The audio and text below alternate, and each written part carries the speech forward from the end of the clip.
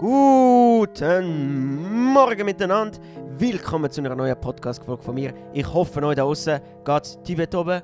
Heute haben wir einen ganz speziellen Gast bei uns. Und zwar, du darfst dir vorstellen. Danke vielmals. Ich bin Nathalie, a.k.a. Nati, a.k.a. die Schwester vom Sedi. Die Schwester vom von mir. Sedi-Style, Entschuldigung. Genau, die Schwester von mir, wie sich's gehört. Wie heisst das echt im Podcast? Szene-Pause oder whatever. Nein, genau. Muss ich jetzt weiterleiten oder ist der Joke fertig? Der Joke ist fertig, du machst wieder weiter. Ich finde, du hast das toll gemacht. Danke. Es heisst in Kommentaren, wenn der Sedi soll einen Podcast anfangen. Okay. Und das 2 wenn nicht. Das 2 wenn nicht. Ja. Ja, ich habe wieder mal meinen Brüder an Land gezogen. Nein, eigentlich ist es mittlerweile wirklich fast so, dass du mir schreibst, oh mein Gott, können wir mal eine Podcast-Folge zusammen machen? Und ich bin so, ja, ich muss schauen, ob ich Zeit habe. Ja, ich habe das Gefühl, oder aber wahrscheinlich stimmt es überhaupt nicht. Ich habe das Gefühl, du bist auch recht froh. Auch Mal, wenn ich einfach bin Leute, die Zeit hätten und die Wohl, Lust ja, haben. ja. Eben, ja. Aber es ist so schlimm gewesen. Wir haben eigentlich vor so, wann haben wir abgemacht? Vor so Ja. 6 Wochen oder so.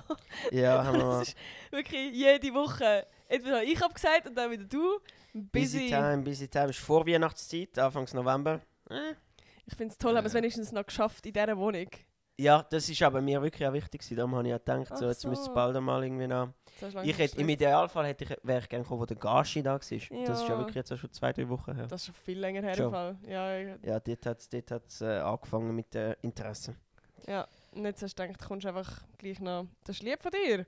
Danke vielmals, bist du Na, da? reingrätschen. Danke, hast du mich eingeladen. Danke, hast du meine Einladung angenommen, dass ich zu dir komme. Ja, also schau, wir machen es eigentlich normalerweise immer so ein bisschen so bei einem Podcast. Gut, bist du Ich weiss, es funktioniert. Aber Aber für die Zuschauer, die nicht wissen. ja, vielleicht. stimmt. Da tut mir immer so ein bisschen updaten, weißt du, von der Woche. Mhm. Und normalerweise mache ich das, aber ich finde, du darfst jetzt mal von deiner Ja. Woche erzählen. Also, Was aber, ist der Anschiss? Was hat dich am meisten abgefuckt in dieser Woche? also es ist etwas Spezifisches, muss jetzt sein. ja, ich will den Gossip hören. Ja, also ich glaube, wir nehmen da sicher die Story, die wir jetzt schon ein bisschen besprochen haben. Nein, die haben müssen wir vorher nachher machen. die machen wir nachher, ist das nicht ja, das? das ist eben das Lustigste von der Woche. Ah, was ist das jetzt? Dann nicht gecheckt. Einfach, was hat dich jetzt am meisten angeschissen in dieser Woche? Ja, das ist eigentlich... Das ist two in Ah, one. das ist 2 in 1, ja. Nein, was Ähm, hat mich angeschissen diese Woche? Ja, vielleicht das, was du vorher erzählt hast mit dem Job. Ja, aber das ist jetzt, ich weiß nicht, wie erzählenswert das ist, aber nein. Ja. Aber ich glaube, das Wetter hat mich sicher angeschissen. Es ist November, ich bin ich bin nicht ein Fan vom November, ich bin nicht ein Fan nicht mehr ein Fan vom Winter. Wir sind so Hatet mich, beim kritisiert Smalltalk mich. gelandet und haben über das Wetter angefangen zu reden. Ja, nein, aber das ist das, was mich aufregt, I guess. Aber sonst ist, ja. Oder eben das Lustigste von der Woche, wenn wir den kaputt machen. Oder frage ich dich noch, was dich am Nein, meisten nein. angeschissen hat in der Woche? Aha, oh mein Gott, ja. Mhm. Ich muss schon überlegen. Nein, ich hatte einfach sehr viel Stress gehabt. Also Ja. die Podcast-Folge kommt eine Woche später online, wenn ich in Amsterdam bin. Dann geht es mir hoffentlich ein bisschen besser. Aber einfach die Woche ist fett stressig gewesen. Also, Ja. also du hast mich eigentlich jetzt die letzten Tage jeden Tag gefragt, welche Zeit habe. Ja. Weil er arbeitet recht in der Nähe, wo ich jetzt aktuell wohne. Und Mhm. es ist einfach... Ja... Ich bin immer so, Ja. sorry, Alter. Und dann bin ich bis so um 9, 10 in der Schule geblieben. Am Abend. Ja, Und ja dann eben, können wir ich Sachen habe wirklich machen, bis ja, das Zeug umkrempeln, aber jetzt hat es noch recht irgendwie gut gepasst an diesem wunderschönen, gemütlichen Mittwochabend. Ja, ich hatte gerade heute meinen letzten Dreh gehabt, von dem her. Ja, genau. Wunderbar. Aber ja, das habe ich letzte Woche wahrscheinlich schon erzählt, denn ich nehme nämlich die Podcast-Folge, die online kommt, die ist, also wo jetzt schon online gekommen ist, nehme ich nachher auf. Macht das Sinn? Ja, Alter. mega fake alles eigentlich. Alles mega Also fake, Alter, scheiß Influencer. Glaubt nicht, was ihr seht. Nein, also komm, wir erzählen das Lustige von der Woche. Weil, also schau, wir müssen wissen, also ich mache jede Woche, tue ich eigentlich immer das Lustige von der Woche erzählen. Und ich tue ja immer, wenn Gäste dabei sind, tue ich die immer fragen, aber jetzt haben wir wirklich etwas so Passendes. Weil es zum einen heute passiert ist und zum anderen mit uns beiden so ein bisschen zu tun hat. Ja. Und eigentlich sehen wir, für das, was wir uns nie gesehen haben, finde ich es krass, dass wir mal etwas zusammen lustig haben. Ja, Oder? stimmt. Crazy. Zwischen one in a million. One in a lifetime. Ja. Also komm, fang mal an zu Tust du erzählen. einleiten? Ich mag es nicht einleiten. Ich kann meine Emotionen nicht kontrollieren. Wenn ich das Also ich merke, dass das ganze Thema ist schon eine sehr... recht frisch offene Wunde. Ja, genau. Also... Ich weiß gar nicht, ich soll anfangen zu erzählen, aber es ist so hilarious. Also kurz mal zum einen. Ich habe meine Mom gefragt, ob sie mir ein Kleid geben kann. für ein Event morgen. Also für das, ich weiß gar nicht, wie genau ich es erzählen soll. Ist egal, ich habe ein Kleid gebraucht und ich eigentlich gestern Abend heimgehen und habe es wie nicht geschafft. Ich habe gewusst, du kommst heute her. Und dann hat die Mami mir vorgeschlagen, hey, soll ich es dem Sedi mitgeben, dann kann ich es dir mal mitbringen. Und ich so, ja, fix, geil. Und sie hat dann gerade noch meine Schuhe rein da, die meine Schwester mir ausgelehnt hat und bla bla bla. Gut. So, meine Mom schickt mir heute ein Bild, dass sie das dem Sedi wird geben. Und ich habe es einfach nur schon funny gefunden, dass in diesem Hurensack einfach noch ein Kleber drin ist. Und sie hat mir auch geschrieben, ich habe jetzt einen Kleber rein da mit deinem Namen und mit meiner Telefonnummer, also mit meiner Telefonnummer, falls der Sedi den Hurensack verliert. Weil, Genau. also keine Ahnung, ich weiss nicht, du bist ja manchmal ein bisschen ein Schussel und da ist auch Ja, so ja. Sachen. Ich mach mal. Darf man zugeben, ja. Ja, du hast mal meine Powerbank ist mal geklaut worden wegen dir, das will ich dir nie verzeihen. Ja. Stimmt das? Weißt du nicht mehr? Nö. Doch, ich hatte so eine pinke Powerbank mal gehabt, und du hast sie einmal ausgelehnt und ich wollte sie eigentlich nicht geben. Und dann dachte ich, ja, okay, dann halt. Und nachher hast du sie einfach liegen lassen und irgendeinen Schwanz hat sie geklaut, weil sie nachher nicht mehr da war. Vielleicht habe ich das ein bisschen verdrängt, aber das Ja, weiß ich nicht mehr, nein. Nein. Ja, auf jeden Fall ist einfach nur schon lustig gewesen, weil wenn ein Mensch schreibt einen fucking Sack an mit Schuhen und Kleidern drin, also ist jetzt nicht so deep. Und nachher einfach, also ich erzähle es schon von meiner Sicht, schreibt mir unsere Mom, es ist immer komisch, wenn ich sage meine Mom, weil es ist einfach auch deine Mom. Ich kann sagen, deine Mom. Crazy. Hat sie mir so geschrieben, dass sie hat den Sack verloren. Ich so, nein, ist jetzt nicht dein fucking ja, ich glaube, wir machen mal einen Haken und du kannst jetzt können wir ein von bisschen deiner Druck Story machen. erzählen. Ja. Also ich bin beauftragt worden als Soldat fast schon. Bin gezwungen worden, dass ich irgendeinen scheiß Sack muss mitnehmen. Und in diesem Sack hat es wirklich ein Kleid neben und Stiefel, wo für mich ganz klar in einen Rucksack passen. Wo man in meinen Rucksack rein tun. Genau, und der ist dann nicht in den Rucksack reingekommen, sondern ist in einen Sack reingekommen, der nicht mehr wirklich einen Henkel hat oder der so zugeknüpft ist, dass man ihn nicht heben kann. Einfach zum jetzt so, ich probiere eigentlich schon mal mich ein bisschen verteidigen. Ich probiere jetzt schon mich, ich bin recht defensiv, merke ich Das gerade. ist recht. Nein, aber es ist ein scheiß Sack. Punkt. Der Sack ist einfach die Schuld. Der Sack, am Ende vom Tag ist der Sack Ist schuld. einfach Nein, der aber Sack, ja, und die ich bin Mami. mit dem Scheiß, der Sack und die Mami sind die grossen Böse in dieser Geschichte. Ich musste den Sack müssen mitnehmen, um zu arbeiten. Auf jeden Fall habe ich so meine Morgenroutine und ich muss am Morgen kommen, ich habe am Stadlerhof an und gehe damals an Migros, genau. Und bei der Migros chill ich dann aber im Resti. Jetzt komme ich dann eigentlich stagen im Migros-Resti. Aber chill ich habe dort oben im Resti am Morgen. Und dann bin ich nachher ins Tram eingestiegen und erst wenn ich nachher bei meinem Arbeiten auch bin, habe ich gemerkt, ja, wo ist der scheiß Sack? Und dann war es schon mal schlecht gewesen. Aber dann habe ich gedacht, okay, der ist sicher dort bei der Migros halt. Das heisst, ich fahre nochmal 20 Minuten zurück, gehe in die scheiß Migros und schaue dort, ob der Sack dort ist, ob irgendetwas abgeworden ist, nichts gewesen. So, und dann schreibe ich, der grösste Fehler eigentlich der ganzen Geschichte, schreibe ich meiner Mutter, ja, ich habe den Sack verloren. Und ich habe das Ganze gemeint, es ist eigentlich recht lustig. Was es ja ist, es ist ja recht lustig, nicht? Sie sagt mir, ich verliere den Sack nicht, ich verliere den Sack. Comedy, oder? Das ist funny, come on. Das heisst, ich habe ihr eigentlich nur geschrieben, weil ich dachte, es gibt eine lustige Reaktion. Das hat sie überhaupt nicht lustig gefunden. Weil in meinem Kopf war es wie so, Alter, der Sack kommt eh wieder führen. Du hast eine Telefonnummer drin, er ist irgendwo auf dem Weg wahrscheinlich verloren. Also weißt du, irgendwo ist der ja. Gut, to be fair, es ist halt so ein Kleid von ihr drin, was so, ich weiß gar nicht, ob es original 60er Jahre oder so etwas ist. Aber es ist wieso nicht einfach ein Kleid, wo... Ja. Also es ist so ein bisschen... Von mir aus, aber selbst dann, ich habe nicht gedacht, dass der Sack wird wieder vorkommen. Ist so in meinem Kopf gewesen. Ja. Und nachher hat die Mutter da recht allergisch darauf reagiert. Und er hat es irgendwie nicht so lustig gefunden, dass der Sack jetzt verloren gegangen ist. Genau. Und nachher aber hat sie dann dir geschrieben, das ist glaube ich die Timeline nachher, hat sie dir geschrieben. Und nachher bin ich aber wirklich, das ist eben lustig, ich bin nachher dann nochmal abgefahren von der Migros und dann während dem Tag ist mir wieder gefallen, bei der Kasse hin habe ich noch nicht geschaut. Also ich bin noch oben im Resti dann geschaut. Und bin dann einmal zurückgelaufen, wirklich, also bei der Amtsstation dann ausgestiegen, zurückgelaufen. Und dann habe ich dort habe ich irgend so einen Angestellten gefragt, ob irgendein Sack gefunden wurde. Ja, beim Kundendienst. Zum Kundendienst war der Sack gewesen. Alles in Ordnung, kein scheiß Weltuntergang, dem scheiß Sack. Und nachher schreibe ich der Mutter, ja, der Sack ist gefunden und nachher ist alles wieder, sind alle wieder glücklich gewesen, alle Beteiligten. Ich kann mich noch bedanken bei dir, dass du so einen Gern riesen geschehen für den Umstand Sack. gemacht hast. Gern geschehen für den Sack. Den verschissenen Sack. Der Sack Du hat so hast- viel Nerven gekostet. Du hast zusammen Schiss bekommen, du hast eine halbe Welt um gemacht, du bist spät gekommen arbeiten.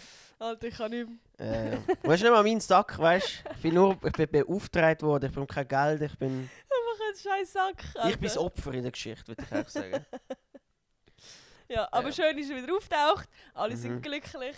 Müsstest du eigentlich fast ein bisschen das Kleid zeigen und die Schuhe, das irgendwie, Ja, das sehen sie dann. zum schauen, ob es wert ist. Folgen wir- Ja. ich weiß noch nicht, ob ich es jetzt anlege, aber es ist eben das Event ja Mhm. morgen. Jetzt musst du es eigentlich, Jetzt muss ich jetzt musst du es ein ehrlich. bisschen anlegen. Ja, für die, die es TikTok oder auf Insta gesehen haben, das ist das erste, das tüpfelte Blau, also das Kleid, kann ich mir nicht an.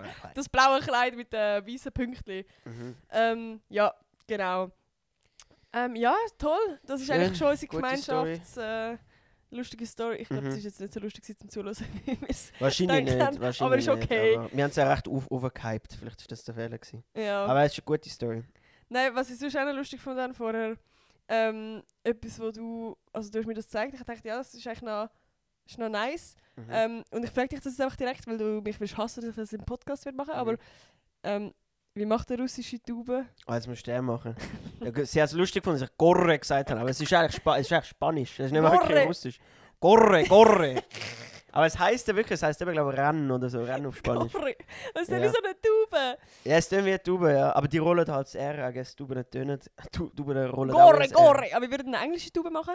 Gorre, Gorre. Gorre, Genau, Gorre. das R. Gorre. Gorre, Gorre. Gorre. Das ist American. Und der französische? Ich mach's ihm halt Gorre, Gorre. Gor, Gor. Gor, Gor. Gorsch. Gor. Was gibt's noch? Italienisch? Die hat den Can gut gemacht, jetzt müssen wir den Can holen. Giore, Giore. Ja, Giore hat er gesagt. Es ist immer so das Ding, wie man, eigentlich müssten wir, wenn ich da reinkomme, müssten wir schon anfangen aufnehmen. Ja, Und eigentlich schon. alles, ja. Eigentlich müssen wir so sagen, du kommst jetzt daher und wir reden kein Wort Ja, miteinander. weil wir haben immer ein bisschen das Pläudern, wir haben halt immer ein bisschen Und sind wir so, das ist jetzt voll Kaffee lustig und im einen Podcast erzählen. Plauderplausch. Ja. Blau, der Blausch, Alter. Also sie bekommen nur die Fake-Version von Es tut unserer... mir leid. Wir haben das alles schon Nein, mal etwas habe ich noch besprochen. nicht. Das ich denke, das ist noch lustig. Oh oh. Okay. Weißt du, von der Dialekt, wie macht der Zürcher Tube? Ui, keine Ahnung. Einfach Aber normal. die haben ja nicht... Gur, die haben gur. Aber jetzt, Gur, nein, gur. nein, warte, wie macht der Thurgauer Tube? Gur, gur. Oder wie Gur, machen die? gur. Gur, gur, ja, voll. Gur, Gur, gur. gur. Ich glaube, Kurer haben ja auch das R. Gur, gur. Gur, Gur, gur. gur. Und das Kurwalda. Gur, gur, gur. Kur, die sagen auch Kur. Die sagen auch Kur. Ja, ja. Und Berndeutsch? What the fuck machen Berndeutsch? Ich hätte Gur, viel lieb, wo mir das... gur. Nein, ich kann es einfach nicht. Die sagen, sagt Berner ein Gur, spezielles gur. R? Nein, ich weiß nicht. Nein, ich sage, ich glaube, normales R. Berner sind recht normal. Alter. Das darf man, ja. Berner sind nicht normal. Berner sind recht normal, Der ja. Rest ist eigentlich recht abnormal. Aber wir kommen sonst mal zu unserer genialen Idee. Also, to be fair, wir sind, also, du hast mir jetzt so geschrieben, was wir reden können. Und ich bin so, ja, keine Ahnung. Sie haben Und- vorgeschlagen, Finanz und Job, by the way. Nein, nein, hallo, stopp. Nein, Nein, look, ich habe ihn gefragt, was beschäftigt dich momentan? Du hast ein paar Sachen aufgelistet und darunter ist gestanden, so Karriere. ist Karriere. Und ich so, ja, aber was genau Karriere? Also ja, dann- Ja. eben so, dass sich beschäftigt, ob du sollst in Zukunft studieren und was du willst machen. Ich so, hä, Bro, das ist ein super Thema, weil es gibt, also gefühlt jeder von uns da draußen, von Ja. euch da draußen hat schon mal gestruggelt mit irgendwelchen Zukunftsentscheidungen. Ja, genau. Können wir jetzt auch machen? Schreibt Eis in den Chat, wann... Nein, wann bei ihr eins das ist wollt. schon beim anderen. Jetzt Ah, müssen wir fuck, etwas jetzt anderes müssen 2, 3 und 4. checken. 3 ist Nein. jemand. Oder machen wir A, B? Alter, nein, jetzt könnt ihr ein Herzli-Kommentar schreiben. Ja, das Also, ist zu Nein, kompliziert. so ein gebrochenes Herz, so richtig auf Dramatic. Nachher ist echt, aber das sieht nicht so gut aus auf Spotify, einfach so Podcast-Kommentar, alles so gebrochene Herzen. Egal. Dann fragen sich alle so, oh mein Gott, was ist passiert in dieser Podcast-Folge? Nein, wir machen auch, wenn er Noch die gebrochene Folge Herzen schreibt gut. das. Gebrochene Herzen für, wenn man es will. Nein, sie müssen. Nein. Nein, aber wenn, wir haben ja gesagt, wenn sie Podcast voll mit dem Job wollen, mit der Karriere. Dann müssen Ach sie so! etwas schreiben, ja, ja. Ah, ich hätte gedacht, sie müssen schreiben, weißt du, ob sie das schon mal erlebt haben. Aber ja, wenn Aha. er so eine Podcast-Folge... Ja, gerade ja, easy, nice, wenn du schon mal so Ja, etwas ey, erlebt machen hast, das auch. dann willst du das müssen sie auch hören, die machen. Podcast-Folge von uns. Ich können sie einfach formulieren, was sie wollen. Wir müssen nicht wirklich so Codes machen mit 1 und 2. Ja, stimmt, die haben ja das Hirn krank. Genau, also wenn ihr Bock habt, dann machen wir das auch noch in Zukunft irgendwann. Ja. Und es ist ein spannendes Thema. Doch, ich glaube, find's es ist schon ein spannendes Thema. Mit was sollen wir jetzt schon anfangen reden über das? Jetzt habe ich das Gefühl, wir dürfen jetzt gar nicht darüber reden, weil wir Über schon Job und Ding. Nein, komm, also mich nimmt gerade Wunder, Ja, was doch. genau, also mit was strugglest du jetzt gerade so? Ich weiß nicht, ob Struggle das richtige Wort ist, aber ich habe immer auch auf dem Channel schon oft exzessiv darüber geredet, wie ich noch reisen will und wenn ich will Ja, stimmt. mich finden und ja, ganz viele spezielle Sachen, wichtige Sachen. Und dann habe ich mich immer ein bisschen gefragt, was der richtige Zeitpunkt ist, weil ich habe das Gefühl, ich fühle mich recht wohl in meinem Job. Es geht mir finanziell sehr gut, ich habe sehr viel sparen, weil ich halt noch die lebe. Ja. Und bin dann aber recht schnell zum Schluss gekommen, dass es glaube nie wirklich den Zeitpunkt wird geben, Ja. wo perfekt ist dafür oder wo du wirklich kannst sagen, okay, jetzt ist gut zum Reisen. Ich glaube, es wird immer ein bisschen einen Unterbruch geben. Ja. Nicht nur im Jobleben, sondern auch im Privatleben wird es wahrscheinlich recht ein Cut sein. Und das ist eigentlich so ein bisschen das habe ich mir immer ein bisschen überlegt. Eben, wann ist der Zeitpunkt zum Reisen? Wie wird das meine Karriere beeinflussen, wenn ich jetzt einfach ein Jahr weggehe? Mhm. Studium, nicht Studium ist auch ein riesiges Thema, wo glaube ich eine eigene Podcast-Folge darüber machen. Ja. Gerade wenn du so das Gimmick gemacht hast, ist doch der Pressure übel da, dass du so irgendwie studieren sollst und so. Da kann ich wirklich, also da kann ich einfach meine Sachen erzählen. Aber ich habe das Gefühl, dort wird glaube ich, unsere Gesellschaft immer ein bisschen akzeptanter zu 1 bis 2 angenehmen Zwischenjahren. Schreib mal ein Eis im Chat, wenn er es Nein, gehört. Fick auf den ganzen 1-2-Shit, Alter. Das machen wir jetzt auch nicht. Wenn sie etwas schreiben, dann schreiben sie das. So. Aber nein, das ist ich will glaube noch nie so viele Kommentare in einem Podcast. ja, hoffentlich halt, ja. Nein. Nein, ich habe immer auch das Gefühl gehabt, dass ich eben, ich bin eine Person, die sich glaube recht schnell begeistert für Zeug, für verschiedene Sachen und ich habe das Gefühl gehabt, ich habe recht viel offene Wege, um verschiedene Sachen können zu studieren, wo ich auch wirklich Interesse dafür hätte. Und ich lasse mir wie die Freiheit, dass ich vielleicht auch sage, okay, auf dem Reisen vielleicht werde ich vielleicht irgendwie zu einem Physik-Fanatiker und studiere nachher Physik oder was auch immer Ja. ich für Wirst du revolutionäre Nageldesigner? Gedanken habe. Ja, aber eben, ich habe nie das Gefühl gehabt, dass ich das, was ich jetzt mache, will studieren, weil ich nicht wüsste, ob es das eben bringt. Ja. Aber das ist also ich studiere zum Beispiel das bei mir, studiere ich jetzt auch nicht hauptsächlich wegen dem Fackel nachher. Also schon klar ist auch geil, das können vorweisen, wenn du dich irgendwo bewirbst. Aber ich habe das Gefühl, gerade so bei kreativen Jobs ist halt der Hauptfokus, dass du es kannst. Also weißt du, wenn du jetzt ein Doktor willst werden, macht es super Sinn, dass du den Fackel nachher brauchst. Aber wieso, eben gerade bei kreativen Jobs ist es meistens mehr praktisch fokussiert. Und vor allem Surdossier, ja. Aber ich habe wie das Gefühl, was wie auch noch ein Faktor ist, dass du halt eben, du bist jetzt 3 Jahre am Studieren und du verdienst dein Geld. Ja, ja. Ich werde dann Ja, nicht fair. einen Podcast machen in dem Sinn. Und ich habe das Gefühl, dass jetzt in meinem Bereich, habe ich das Gefühl, wäre es mir persönlich mehr Ja, klar. wert, 3 Jahre Geld zu verdienen und 3 Jahre Erfahrung zu sammeln im Vergleich zu 3 Jahren zu studieren. Und klar, man kann Teilzeitstudium, also es gibt auch recht viele Optionen. Aber ich Ja. glaube, es wäre jetzt nicht so meine Branche. Ich glaube, es wäre auf jeden Fall ein spannendes Thema. Wäre ein spannendes Aber Thema. also ja doch, wir müssen das wirklich mal machen, die Podcast-Folge. Ich merke jetzt gerade, das glaube ich wirklich spannend. Ja. Aber das ist gut, dann wissen wir wenigstens das nächste Mal, wenn wir uns in einem halben Jahr wieder mal sehen, dann können wir eine Podcast-Folge über das machen. In der neuen Wohnung dann. Ja, stimmt. Mhm. Also, willst du mal erzählen, was unser... Nein, es ist jetzt voll lame, unsere Idee, die wir jetzt eigentlich gemacht haben. Nein, ich finde sie wirklich cool. Jetzt, ich habe Schon? vorher darüber nachgedacht, es ist wirklich cool. Also gut, Weil- erzähl. Was es sicher für uns so wirkt, ich habe das Gefühl, die Zuschauer denken sich manchmal, jo, die reden das so durchgeplant und die reden das so raffiniert. Ja. Ich glaube, Zuschauer und Zuschauerinnen meinen amigs, dass wir das Zeug alles geplant haben, weißt du, und dass wir uns schon Gedanken gemacht haben. Ja. Und zum dem jetzt ein bisschen gegensteuern. Wow. Wey, die Oh, Einleitung, ich merke, du bist Profi. Ja, also, Eins im Chat, wenn du einen Podcast hörst. eins im Chat, ja genau. Nein, zum dem ein bisschen entgegensteuern haben wir jetzt ChatGPT gefragt, oder haben wir uns gedacht, wir fragen jetzt den altbekannten KI-Freund, ob er uns kann 50 oder wie viel sind es? 15, Warte, ich 20 lese vor. Fragen zubereiten. Stelle mir 20 unterschiedliche, tiefgründige Fragen, die ich und mein Bruder beantworten müssen. Genau. Und das wird dann ein bisschen unsere Spontanität beweisen. Und was wir auch noch gedacht haben, sehr cool daran ist, dass es recht abwechslungsreich ist und dass es nicht auch ein Thema ist über einen Podcast. Was noch kommt. Cool sein. Ja, und wir wissen eben nicht, was kommt. Also es können auch Scheißfragen sein. Aber wir müssen sie halt beantworten. Ja. Sie können, also eigentlich könnt ihr uns voll auseinandernehmen jetzt. Ja, aber ich habe das Von Gefühl, was der ist hasst recht, du am meisten an deinem Bruder? Ja, aber ich... Aha, ja, hast du Geschichte die erwähnt? Nicht, oder? Ja, ich Ah, und mein Bruder. okay. Ja, das macht es irgendwie noch spannender. Ja, du, wir sehen es. Vielleicht Also, nimmt es aber nicht nur Bezug auf das. Ja, also, vielleicht, Okay. es könnte jetzt auch eine fett langweilige Podcast-Folge werden, wenn wir Nein, noch Fragen stellen. Ich glaube, Aber nein, das werden jetzt, wir vertrauen jetzt auf ChatGPT, das werden jetzt richtige spicy Fragen. Weißt du, vielleicht lernen wir uns jetzt einfach noch besser kennen. Maybe, ja, maybe. Vielleicht sehen wir uns nachher daily. Ja. Ja? Who knows? Also, bist du ready? Let's go! Oh mein Warte, Gott, mag sich jemand erinnern? Ah, gibt es das nicht mehr? Das Also machst ist du auf halt nicht mehr so YouTube früher YouTube, gewesen. ja, stimmt. Ich Kannst du wieder den Ja, auf Joke bringen TikTok- mit uns im Chat? Auf TikTok, TikTok. TikTok machst du auch nicht so ein Intro, her wahrscheinlich. Ja, Das ist mir so 10 wie Sekunden dem warten. TikTok. Wir fangen wieder an. Let's go! Aber ich muss ja wieder mehr YouTube machen, das stimmt. Also, dann wir so abwechslungsweise. Ich gebe dir dann Ja. mein Handy, wenn die nächste Frage kommt. Also, bist du ready? Ready. Ich bin selber nicht ready. Hilfe, okay. Wann hast du dich das letzte Mal wirklich du selbst gefühlt? Oh nein, das sind mega langweilige Fragen. Oh. Aber ja, okay, wir nehmen jetzt serious. Wann hast du dich das letzte Mal wie du selber gefühlt? Ich finde das jetzt nicht so eine langweilige Frage, aber Nein, ich nicht weiß langweilig, nicht, aber wie, ja, ich weiß vielleicht nicht. zu tiefgründig, aber ich wüsste jetzt auch nicht so instant. Es wird auch so eine Überlegens-Podcast-Folge, wenn ich Ja, die ganze Zeit eben. nachdenke. Ich finde es geil, wenn Fragen sind, die ich so instant weiss. Ja, aber die probieren wir jetzt trotzdem noch. Brauchst du noch eine Bedenkzeit? Ja, ein bisschen. Wieso hast du gerade eine Antwort? Ich glaube, ich kann. Ich hätte gesagt, so. Boah, das ist ein bisschen traurig, aber so eigentlich fast vor dem Studium.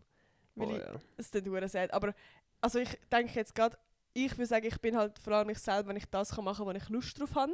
Mhm. Und also wie, Studium ist auch mega geil, weil ich habe mega viele neue tolle Freunde gefunden, aber es ist halt eigentlich halt so überall, sonst wenn du irgendwo angestellt bist oder wenn du Schule hast, musst du Sachen machen, wo nicht du bist, sozusagen. Und ich glaube, ja, also ich habe mich noch nie so fest, einfach so, weil ich mich, ja, ich kann es nicht erklären. Doch, ich check schon. Checkst du, was ich meine? Ja, ja. Also es ist ein hohes Privileg, logisch, aber wie, ich merke zum Beispiel jetzt gerade mit dem Studium kann ich halt auch viel weniger so Content machen, Mhm. wie vorher. Und ich habe das Gefühl, oder vielleicht denke ich dann für mich so, dass ich irgendwie einen Teil von mir ein bisschen verloren habe. Ja, das finde ich dann nicht so verkehrt. Ja, Ich glaube, ich habe ein bisschen weniger Probleme mit dem. Ich glaube, fühle mich mega wohl momentan in meiner Haut. ja. Ich glaube, ich bin jeden Tag eigentlich mich selber. Oder fühle mich auch wie Mhm. mich selber. Ich glaube, am meisten fühle ich mich wie mich selber um eigentlich meine engsten Personen, die ich habe. Ja, Ja, ja, voll. ich glaube so das. Aber was ich vielleicht auch noch habe, eher so vor der Stressphase. Also ich merke jetzt gerade im Stress bin ich auch noch mal bin ich immer ein Biest, ein bisschen. Ja. Ich bin glaube nicht so ein Biest, wie ich jetzt bin. Ja. Ist nicht so ein bisschen, wie du jetzt bist. Okay. Also, nächste Frage. Oh ja. Mal, das ist okay. Man muss sich einfach darauf einlassen auf die Frage. Ja, komm schon, hä? Also es ist jetzt sowieso ein bisschen kategorisiert, hä? Identität und Selbstbild. Also, welche Eigenschaft von dir verstehst du am meisten und welche am wenigsten? Ui, Okay. okay. Jetzt müsste eigentlich ich zuerst beantworten. Hä? Ja. Was war die Frage? welche Welche Eigenschaft? Eigenschaft von dir verstehst du am meisten und welche am wenigsten? Das check ich noch die Frage. Verstehen. Was ich unter verstehe, ist eigentlich, was sind so für Sachen, die du vielleicht machst, die du überhaupt nicht verstehst oder wo du wie noch nicht für dich selber herausgefunden hast. Mhm. Und das Gegenstück davon in dem Sinn. Aber ich würde sagen, etwas, vielleicht kann ich dir ein bisschen auf die Sprünge helfen, aber ich glaube, so eine Eigenschaft, die ich verstehe, es ist jetzt auch hure ironisch, aber ich habe immer das Gefühl gehabt, ich bin recht gut in dem, die andere Seite, oder Empathie. nein, nicht mal das, aber die Seite von einer anderen Person zu verstehen. Also eigentlich egal, was eigentlich die Person denkt. Wenn sich die Person kann erklären kann, habe ich wie das Gefühl, ich habe das Das Gefühl, ist ich bin eigentlich recht Empathie. verständnisvoll. Verständnisvoll ist echt das Schauen, was ich gesagt habe. Okay. Empathie ist ja mehr Mitfühl, also wenn du so Mitfühl. Ja, aber das heisst ja eigentlich auch, du verstehst die Situation von der anderen Ja, Person. doch, ja. Also es ist nicht sehr weit weg voneinander. Ja. Aber ich habe das Gefühl, viele Leute heutzutage werden verurteilt recht schnell. Oder, also es ist nicht so, dass ich gar nicht Mhm. verurteile, ich bin jetzt nicht irgendwie ein Kleriker. Ja. Aber ich habe das Gefühl, ich bin recht verständnisvoll und ich habe das Gefühl, das kommt auch von unserer Erziehung. Und ich habe das Gefühl, das ist etwas, was ich an mir verstehe. Das ist jetzt recht ironisch, dass die Wörter, irgendwie die Begrifflichkeiten gehen ein bisschen verloren. Aber Wow. ja, ich glaube, das ist etwas, was ich an mir sehr gut verstehe oder wo ich sehe, wie sich das entwickelt hat. Und etwas, was ich vielleicht nicht so verstehe, dass ich vielleicht teilweise noch ein bisschen dazu tendiere, so ein Suchtsverhalten zu haben. In verschiedenen Mhm. Aspekten von meinem Leben. Und ich glaube, das kannst du nur zu einem gewissen Grad verstehen. Ja. Boah, ich finde es gerade so schwierig. Ja, es sind... Also warte, lass mich mal überlegen. ChatGPT hat das da recht herausgefordert. Boah, oh mein Gott, jetzt gehen wir ganz tief in die Materie von unserem Leben. Mhm. Also eine Eigenschaft, ich muss erst mal überlegen, welche Eigenschaften habe ich halt. Ja. Also ich glaube, eine Eigenschaft, die ich von mir verstehe, oder wo ich für mich so ein bisschen gemerkt habe, wieso ich so bin vielleicht auch, ist, dass ich merke, dass es mir mega wichtig ist, was andere Menschen mich denken. Kann man das als Eigenschaft zählen? Ja, ultra, ja. Oder? Und, Ja. und ich habe für mich halt wie so ein bisschen verstanden, woher das kommt. Auch so ein bisschen. Also ja, man kann jetzt nicht sagen, dass es gerade von dort kommt, aber so, ich habe so das Gefühl, gerade in der Schule jetzt zum Beispiel früher, habe ich wie mega nach dem gestrebt und wie vielleicht nicht so viel bekommen in dem Sinn. Ja, 100%. Und ich merke wie, das ist ja etwas, also je mehr ich mir Gedanken mache von dem Thema, eben so Bestätigung bekommen und ja, sich dazugehört fühlen oder einfach geliebt werden. Also das ist, je mehr ich mir darüber Gedanken mache, desto mehr merke ich, dass die Eigenschaft so in meinem Leben irgendwie so ist. Und etwas, was ich nicht verstehe, dass ich eigentlich von mir selber das Gefühl habe, dass ich ein reflektierter Mensch bin und auch Empathie besitze, aber manchmal habe ich Situationen, wo mich meine Emotionen überdinglen. Also dann bin ich emotional, zum Can zum Beispiel, reagiere über irgendeine Situation. Und wenn ich rational im Nachhinein darüber nachdenke, bin ich so, what the fuck, Alter, wieso hast du in dem Moment nicht reflektieren und gerade selber gesehen, dass ich jetzt gerade das Problem war? Ja. Also ich kann im Moment, wo ich emotional bin, kann ich nicht rational handeln. Check mir das? Ich finde, das checkst du mega, ja, aber ich glaube, es ist nicht etwas mega Irrationales. Ich glaube, wenn du so in the heat of the moment bist und vor allem, wenn noch ein bisschen Emotionen involviert sind, kannst du halt nicht immer mega einen klaren Kopf denken. Ja. Safe, aber ich glaube, in meinem Kopf habe ich so das Gefühl, ich habe echt die Eigenschaft, Voll. dass ich Ich so sehe, was kann du meinst, reflektieren ja. Und dass ich sehe, was du meinst. irgendwie, ja, aber irgendwie kommt es eben gleich oft zu Situationen, wo ich mir so denke, what the fuck. Das sind aber recht gute Antworten, ja. Echt? Also, nächste Frage. Wenn du dich, da sind wir wieder beim Wetter, wenn du dich als Wetterbeschreiber müsstest, welches wärst du und warum? So richtige... Das ist echt eine Brücke irgendwie so vorher so mega deep. So. So welches Wetter wärst ja, welche Farbe ja, das ist ein bisschen Scheißfrage, aber Wetter, Alter.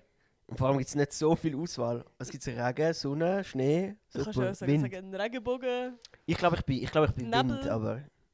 Ich glaube, ich bin Wind, weil ich sehe mich glaub, nach schnellem Wechsel. Ein bisschen Blatt im Wind. Nein, also ich meine, im Positiven im Sinne von, du willst viel reisen, du willst viel sehen, du willst ich will Bewegung. Ja, Ja. und du willst nicht stehen bleiben. Ja. Ja. Ja, finde ich noch Alter, passend. krank! Hey, Alter, was holt come on. ChatGPT da Das so ist nicht, jetzt meine raus? ich es wahrscheinlich wieder nicht spontan, weißt du, wenn du sagst, alle Fragen Alles durch. geplant. Ja. Fuck, was bin ich für ein Wetter? Eigentlich hätten wir das müssen so Ja, über den das hätte ich anderen... gerade Hast du jetzt gedacht, über den anderen beantworten? Ja. Weil ich finde, du tendierst sicher zu sonnig, aber ich finde sonnig Ja. ist nicht gerade das Spannendste. Ja, ich Du hätte bist so eigentlich schon leicht gesagt... bewölkt, 30% Feuchtigkeit bist du. Ja. Was? Scheißegal. Scheißegal. Das ist ein bisschen falsch. Dann. Aber ja, du bist ja... Ich habe so einen Wetterbericht-Fact, weißt du, was du siehst. Aber ja. Ganz in der falschen Richtung. Falsch in die Richtung, falsch in die Oh Richtung. mein Gott. Das cutten wir. Das cutten wir. Ist live. Ja, ich tue Ah, nichts fuck. schneiden. Das ist jetzt geschissen. Ist alles Okay. real, weißt du, wir sind nicht fake. Ja. Nein, also mega herzig jetzt. Meine Lyon-Friends Mhm. haben mir mal gesagt, ich bin der Stern von der Gruppe. Im Das ist Sinne mega von... herzig, ja. Also es ist ja eigentlich schon ein bisschen so ein Sünneli, aber Mhm. sie haben es eigentlich wie so ein bisschen beschrieben, also gut, das ist jetzt voll fool von mir, einfach sagen, was sie gesagt haben, Mhm. aber sie haben wie so ein bisschen gesagt, ich bin so ich bringe so wirklich Licht, oder ich weiß nicht genau, wie sie es gesagt haben, aber Ja. so ich Du radiatest, ich weiß gar nicht, was das deutsche Wort ist, aber du tust so... ja, ich tue wie so Positivität irgendwie anstecken, oder so hat sie ausstrahlen, gesagt, ja. also wenn ich wie, kann ich in den Raum kommen, dann sind alle so, Ja. ich weiß nicht, wie sie es gesagt haben, Alter, jetzt fühle ich mich scheiße, dass ich das selber sage. Nein, es klingt gar nicht so unpassend, ja. Schon, aber Finde so ich gut, dass ein Stern ein Wetter ist. Ja, sonnig. Eigentlich das Ja. ist echt sonnig. Ja. Nacht, das ist Ja. eigentlich kein Wetter. Ja. Also gibt es etwas, das du an dir an... Ah, sind wir bei 5, oder? 4. Ups. Ah ja. Oh shit, jetzt ist wieder, ist wieder nicht so. In welchen Momenten fühlst du dich nicht genug und warum? Oh mein Gott. Wo man sich nicht genug fühlt. Ich hätte so eine halbe Antwort, ich habe nicht eine klare Antwort. Ja. Aber ich habe das Gefühl so, was recht eigentlich offensichtlich ist für die Frage, aber ich glaube, ich bin schon eine Person, die Wertschätzung braucht Ja. oder sehr gern hat. Ich glaube, ich funktioniere ohne Wertschätzung, aber wenn ich wie die nicht bekomme, sagt das irgendwie mündlich oder irgendwie was Ja. auch immer, fühlst du dich halt nicht so genug, I guess. Ja. Aber das ist ja...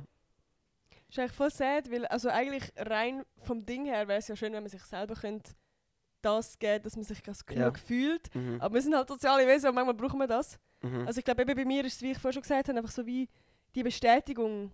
Mhm. Also wie, ich merke es jetzt gerade zum Beispiel im Studium, ich merke, ich kann wie nicht einfach etwas machen, sondern ich muss hören, so, hey, das ist geil, Ja, mach voll. das. Also Aber wie, jetzt sind wir, glaube ich, recht ähnlich, ja. schon, ja, also wie, wenn ich das bekomme, dann bin ich mega motiviert. Mhm. Aber mich kannst du, glaube ich, auch mega schnell davon abbringen, wenn du etwas nicht so Ja, cool findest. voll. Ich glaube, wir brauchen beide ein bisschen Rückenwind. Ja, So ein bisschen, wenn es um so Zeug geht, ja. ja, mega. Das merkt man ein bisschen, das ist jetzt ein bisschen...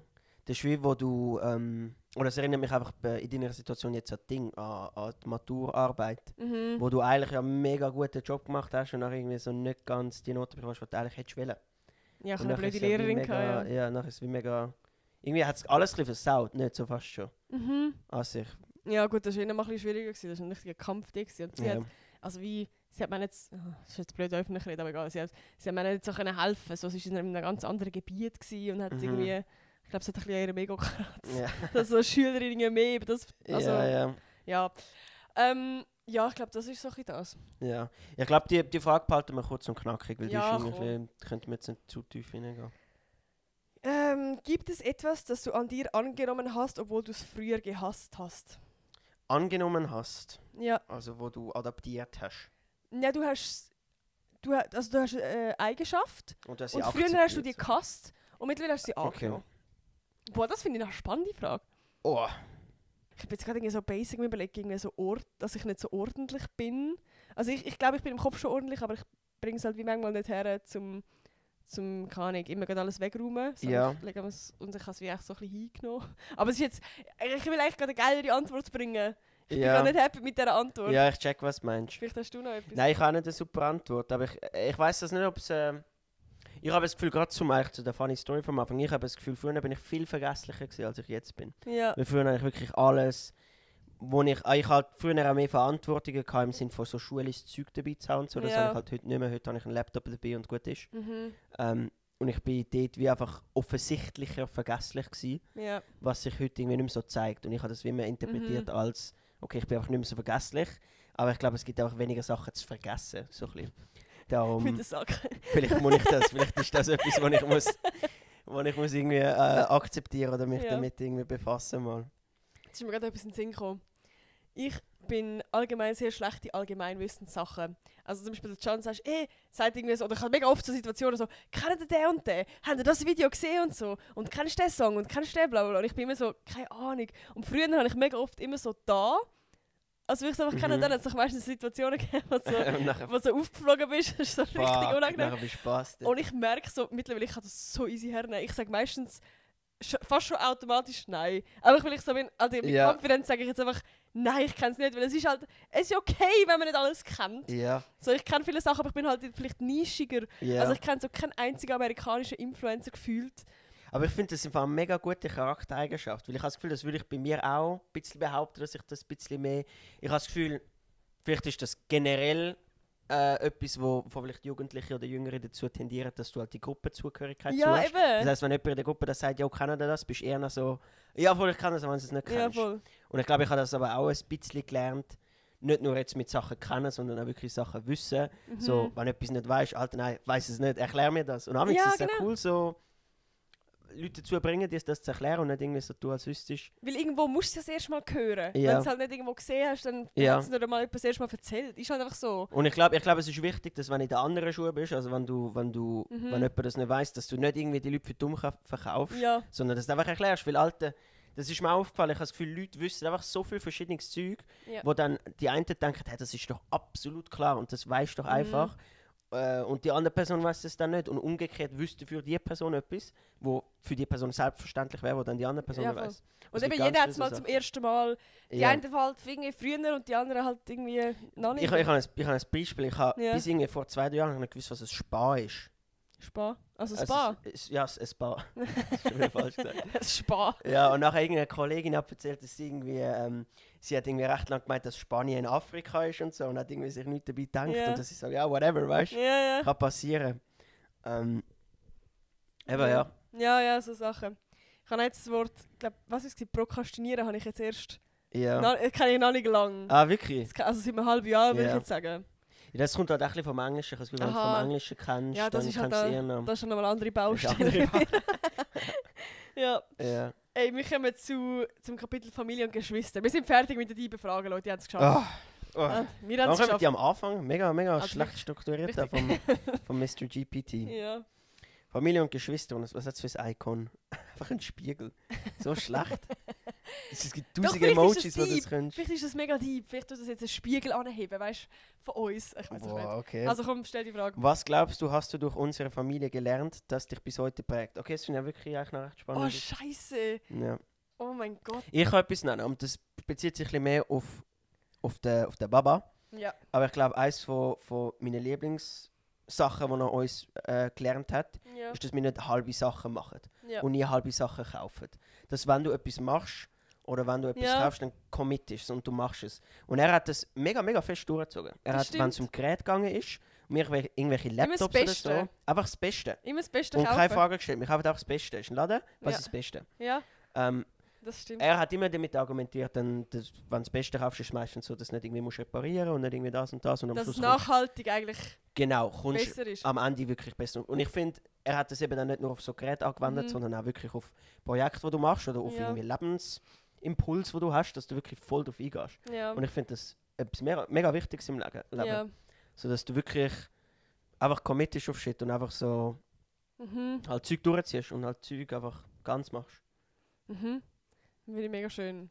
Mann, jetzt hast du so eine gute Antwort Ja, geliefert. ist Fuck, jetzt kann ich alles jetzt. steht im Schatten von dem. Scheiße, Alter. Was habe ich gelernt durch Eigentlich unsere wäre es cool, Familie? jetzt etwas, wenn du etwas von der Mutter bringst. Eigentlich wäre es mega herzig. Ich habe jetzt auch gerade überlegt, was ich gelernt habe. So Ich glaube, ja, ich kann jetzt gerne sagen, offen über Gefühle reden. Mhm. Also das haben wir recht früh schon, oder ich Mhm. habe recht früh schon mit der Mami über jegliche Sachen irgendwie geredet Mhm. und ja, Offenheit ist ein mega gutes offen Wort, finde sein, ich. ja. Also auch bezüglich, wir haben eigentlich alles können ihnen erzählen, ever. Ja, das stimmt. Und wenn etwas uns wirklich belastet hat, auch wenn es vielleicht im gesellschaftlichen Auge nicht Mhm. gut wäre und du vielleicht als Eltern vielleicht eher müsstest eine Ja, härtere Rolle einnehmen, habe ich das Gefühl, haben sie das nie gemacht und sie haben immer ja, recht gut ja, zugelassen. voll. Ja, das ist so ein bisschen... Mir kommt jetzt gerade nur etwas mega random in den Sinn. Das macht jetzt gar nicht so Sinn, dass mich das so mega geprägt hat, in dem Sinn, dass ich es jetzt mega anwenden kann. Aber sie hat, oder das Grossmami damals, hat schon gesagt, sie gibt das Geld lieber mit warmen Händen. Das heisst, das Grossmami gibt gern ihr Geld aus für ihre Kinder und ihre Grosskinder und nicht erst quasi erst als, wie sagt man, als Erbe. Ja. Und die Mami, also wir sind in der Ferien, du bist jetzt nicht dabei gewesen, aber mit der Joel. Und sie haben mega viel gezahlt. Ich Mami, ich kann ja was zurückzahlen, weil sie sind gerade jetzt die ganze Zeit am Zahlen. Mhm. Und sie haben dann eben so etwas gesagt wie, ja, sie hat das von ihrer Mami gelernt und sie will das auch so machen. So, sie gibt das Geld lieber jetzt mit warmen Händen. Mhm. Und sie hat uns auf die Welt gebracht, wir schulden ihr in dem Sinn nichts, Mhm. aber sie möchte uns jetzt das geben und ich darf dann das Geld, das ich von ihr in dem Sinn sozusagen bekomme, und ich sage jetzt mal, Mhm. jetzt sparen, das kann ich dann weitergeben durch meine Kinder. Ja. Und das finde ich mega schön. Finde ich mega gute Antwort. Ich weiß Schon? nicht, wie du so irgendwie runtergeredet hast. Ja. Gut. Nein, das finde ich cool. Bin ich dran mit vorlesen? Ja, oder? Mhm. Welche Rolle hattest du als Kind in unserer Familie und trägst du sie heute noch? Boah, das ist eine gute Frage. Ja, das ist eine und die ist super Frage. einfach, glaube ich. Ich glaube, es ist echt einfach. Können wir das einfach- übereinander Ja. beantworten? Also, du bist, es tut mir mega leid, ich muss es sagen, du bist der Zocker gewesen. Du bist Aha. der immer gegamed hat. Du hast es Mhm. auch gehasst, wenn wir, so immer an Weihnachten haben wir so Aktiv Familiensachen kritisiert, ja. kritisiert und so, also nicht kritisiert negativ, aber so, was man sich vom anderen wünscht. Und bei dir Mhm. ist immer einfach gekommen, dass du weniger gamest. So, als ob Mhm. so ein Care würde, dass du gamest. Aber, Ja, aber ich hätte im Fall mich ein bisschen anders interpretiert. weil Also das ich ist jetzt das erste Mal gerade in den Sinn gekommen. okay. Und sonst bist du immer der, also ich sage jetzt recht stereotypisch, Mhm. sonst bist du immer der gescheit gsi, der mit den guten Noten Mhm. und einfach der nicht muss lernen und so. Mhm. Und sonst jetzt nicht stereotypisch, also wir reden ja schon von Rollen, du hast eigentlich die Rolle gehabt. Ja, aber ich hätte jetzt eben auf was ich gegangen wäre, wäre mehr so gewesen, dass ich das Gefühl hatte, ich bin schon recht das mittlere Kind gewesen. Mhm. Im Sinne von eher, du bist so immer, für mich hast du immer ein bisschen zum Papi tendiert in vielen Aspekten Ja, und Joel immer ein bisschen zur Mami. ja, Und ich habe immer das Gefühl, ich bin ein bisschen in der Mitte gewesen du von hast allem. niemand. Ja, aber also was ich jetzt gegangen wäre, ist, dass ich habe immer das Gefühl, du bist eine mega zentrale Rolle gewesen in der Familie. Ja. Ich habe das Gefühl, du bist ein mega, wie sagen wir, Connection, so, Mhm. einfach zentrale Punkte, ja. Und du hast wie recht viele Brücken gehabt zu Einzelpersonen und bist dementsprechend aber auch eher so eine Problemlöserin gewesen, habe ich das Gefühl. Ja. Oder Jö, wo hey, eigentlich wie herzig etwas... und ich droppte einfach so Ja, die du bist Scheiße. voll am Roasten. Sorry. Hardcore. Ja. Mhm. Und ich habe das Gefühl, du hast eine recht aktive Rolle generell gehabt. Also wenn es darum gegangen ist, eine Idee zu haben. Also ich habe das Gefühl, Mhm. man redet immer gleich von dir als Kind, aber du bist halt sehr ideenfreudig gewesen, fast das Wort ist. Ja. Und hast wirklich immer probiert, die ganze Familie dazu animieren, irgendwelche Shit zu machen. Also nur schon mit dem YouTube-Zeug eigentlich. Also Ja. wir haben ja recht früh schon angefangen. Sind eigentlich alle involviert gewesen, ein bisschen. Mhm. Was mega cool ist. Ja. Ja. Hey, jö. Ist noch irgendetwas Gutes über mich? Oder noch Gamer? Nein, du bist scheiße. Nein. Okay. Aber ich muss jetzt gerade überlegen. Musst du lange überlegen, gell, an der Zeit. Alles Nein, weil es nimmt mich jetzt gerade wirklich Wunder. Ich will gerade eigentlich voll eine tiefe Antwort so ein bisschen bringen. gut. Mhm. Das Gefühl... Aber ich habe halt nicht eine zentrale Rolle Ja, gehabt. Ich finde was das im hast Fall du nicht für eine wirklich. Rolle Ich finde es nicht beleidigt. Also, Ja. Eben, ich bin gerade so ein bisschen am Überlegen. ich glaube, ich hatte sicher so ein bisschen einen Wandel gehabt nach der Kindheit vielleicht. Ja. Bezüglich meiner Rolle. Aber ich glaube, ich bin Ich wirklich glaube, du nicht bist... so ein- Ich habe etwas. Ich glaube, du bist jemand, der sehr... So wie ein Schmetterling. Du bist du bist eine Raupe gewesen, und ich glaube, wo du ein Schmetterling geworden bist du... Das Das ist mega corny, aber ja. Nein, aber weißt du, was ich meine? Aha. Also wie, du bist für mich wie jemand so... Eben, also wir haben es eigentlich auch schon vorgehabt. So jemand, der viel entdeckt und der viel will erleben und von viel macht. Und ja, ich habe wie so das Gefühl, du bist nicht nie ein Nesthäkchen gewesen, sondern du bist wie schon recht früh... Weltoffen. Ja, Mhm. ja, mega. Und ich glaube, du hast das auch mega so in die Familie so ein bisschen reingebracht. So schon recht früh. Ja, maybe ja. Ja, Okay, das gefällt mir. gut. Bin ich happy, kann ich gut schlafen. Gut, wir sind bei 8, Bei 8. oder? Gibt es etwas, das du mir nie gesagt hast, weil Oh du mein dachtest, ich würde es nicht verstehen? Oh mein Ich glaube, kurz Antwort ist wahrscheinlich nein, nicht. Ich weiß auch nicht. Also das will mir jetzt auch gar nicht in den Sinn kommen. Nein, ich glaube, die Antwort Dass ist du da es mir wirklich nie nein. gesagt hast, weil du dachtest, ich würde es nicht verstehen. Vielleicht als Kind eben, dass wir halt nicht wirklich, wir haben halt null connected, wirklich, als Kind. Mhm. Aber so, ich sage, die letzten 5, 6 Jahre nicht wirklich nein.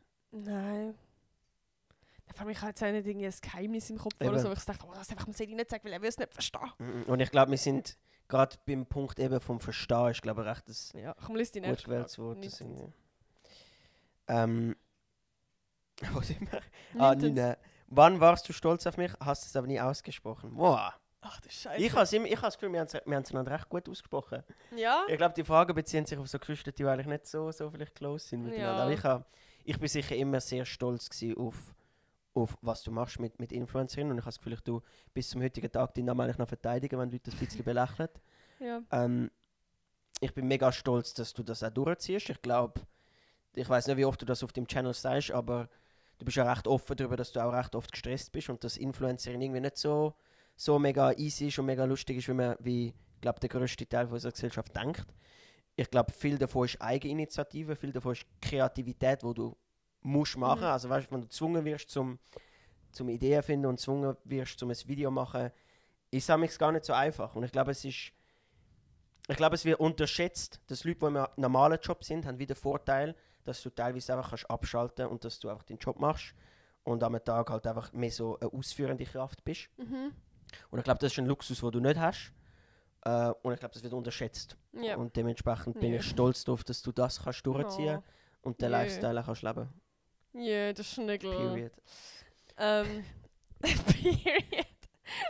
Mann, jetzt haben wir auf immer so gute Antworten liefern. Der Pressure ist immer so high, Mann. Ja. Also warte, was war die Frage? Auf etwas, wo ich stolz auf dich bin, aber es dir nicht gesagt Ja. habe. Beim Gamen vielleicht, gut gesagt. Dass du reist.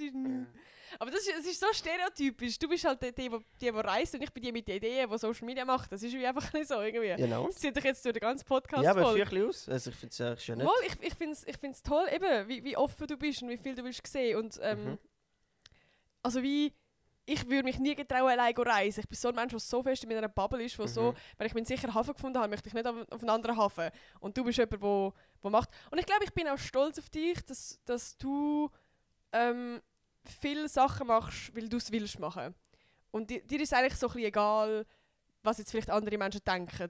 Sondern du schaust mega auf deinen Weg. Also ich denke jetzt halt mega so stereotypische Sachen von, je nachdem Dating oder zum Beispiel auch so Tattoos, also Mami hat jetzt das nicht so gefühlt und du hast Bock auf Tattoos und du hast Tattoos gemacht. So. Also ich finde das nice, dass du mega kannst darauf schauen, was du willst und was, also wie... Keine halbe Sache. Keine halbe Sachen. Ja. Ja, doch. Das gefällt mir Ja, auch. gefällt dir. Ich akzeptiere mal so. Wie glaubst du, sehen wir uns gegenseitig falsch? Ach, das ist wieder so ein Scheiß. Das ist wieder so eine Frage für nicht. Ja, komm, die springen wir jetzt einfach. Dann kommen wir gerade zum nächsten Kapitel. Leben und Entscheidungen. Boy. Okay. Wir müssen langsam ein bisschen durchrattern. Weil sonst wird die Podcast-Folge ewig lang. Aber wir schauen mal. Ja, weil, also wenn man keine Zeit mehr hat, dann haben wir keine Zeit mehr. Aber bis jetzt ist ja... Also, welche Entscheidung in deinem Leben hat dich am meisten verändert? Ich weiß nicht, ob ich da so eine Peggy 18 Antwort habe, weil ich glaube, meine Antwort wäre wahrscheinlich Drogen auf viele Arten, weißt du? Wow. Oder... Spannend. Das wäre auch mal eine spannende Podcast-Folge. Ja, eben, aber ich weiß nicht halt, Ja, ja. wie das empfangen wird vielleicht. Also, Aber bei dir ist ja eigentlich, wo du im Koma damals gelegen bist. dort hat es angefangen mit der... Dort hat's angefangen. Ja, ehrlich auf Art, ja. Ja, also es ist künstliches Koma. Bist halt recht... Ich rede immer vom Koma, dass du dort am Träumen bist, aber du bist eigentlich out. Es ist schon mehr in der Woche danach, wo ich die Träume hatte und die... Aber dort bist du ja auch auf Drogen in dem Sinn. Ja, wenn du im künstlichen Koma bist, bist du halt im künstlichen Koma. Ja. Du kannst ja... Ich weiß nicht, ob das als Ja. Droge interpretierst. Ja. Aber bei mir ist bei uns in der Gruppe ist wie einfach immer so das Ding, ist recht ist gut damit umgegangen worden. Und ich glaube, es hat viel von meinem Charakter geformt. Und darum würde ich jetzt sagen, dass die Entscheidung, weil wir sind früher recht aktiv, mega dagegen gewesen, zwischen eigentlich gegen alles. Ja. Weil ich halt auch Asthmatiker bin, ist Rauch eigentlich gar nicht das Gesprächsthema gewesen bei uns. Und dann hat es wie einfach so nach der Sex so ein bisschen einen Wandel gegeben, wo du halt zuerst irgendwie ein bisschen in Weed reingekommen bist und nachher sich das gesteigert hat. Und eben wir bei uns haben halt den Vorteil gehabt, dass unsere Gruppe sich mega unter Kontrolle hat und mega aufeinander geschaut hat, was eben nicht jede Person hat. Darum bin ich auch nicht jemand, der jetzt sagen, ja, macht das, macht. Es ist nicht für jeden in dem Sinn. Aber ja, das wäre eigentlich die kürzeste Antwort dafür. Das ist das Dass dich das am etwas, was meisten mich mega geprägt geshaped hat, ja. Ja. Bei dir ist es wahrscheinlich... Ich würde Ja, jetzt Social wenn Media. ich- Ja. Also hätte ganz ich jetzt klar, bei dir auch mein, gesagt. also mein Studium ist wegen dem, Mhm. ich verdiene mein Geld wegen dem, ich habe meinen Freund wegen dem, ich habe meine Friends wegen dem. Hast du Praktisch dich alle. amigs gefragt, was du jetzt wärst, wenn du nie YouTube angefangen hättest? Wahrscheinlich irgendwie, also ich habe ja damals, schon, als ich noch nicht Social Media gemacht habe, ich etwas in die Richtung geschnuppert. Das heisst, ich wäre wahrscheinlich auf einem ähnlichen Weg wie du. So, Mhm. oder irgendwie, keine Ahnung, aber es ist Polygrafin oder... Ich habe ja Videografin habe ich angeschaut. Aber du musst ein bisschen weiter denken, weil es ist ja so viel, wer anders in deinem Leben. Also, du willst Ja, den Can Ich nicht. hätte das schon nicht Also können. es ist ja eigentlich eine riesen Ja, grosse eben. Entscheidung. Und für dich ich hätte gewesen. das Studium vielleicht auch nicht angefangen. Ja. Und ich, also wie... Fast jeder Aspekt von deinem Leben ist Ja. echt geprägt vom Das Social ist Media. so krass, was eine Entscheidung ausmacht. Mhm. Also, Butterfly-Effekt, hä? ja, extrem. Ja. Genau, darum das. Du bist wieder dran mit 12.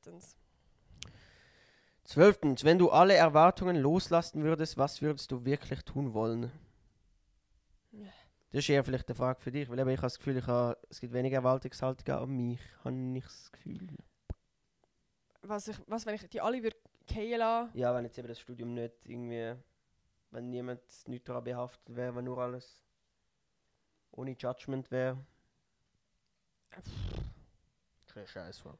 Ja, ich finde es noch schwierig, weil ich würde sagen, auch wenn jetzt zum Beispiel das Studium, wenn das alles stressig ist, mit allem zusammen machen, ist eigentlich schlussendlich gleich alles das, wo ich Freude daran habe. Ich glaube, die Frage ist nicht so gut für uns, weil wir glaube beide etwas machen, wo wir eigentlich recht Ja. aus Eigeninitiative Aber gemacht haben.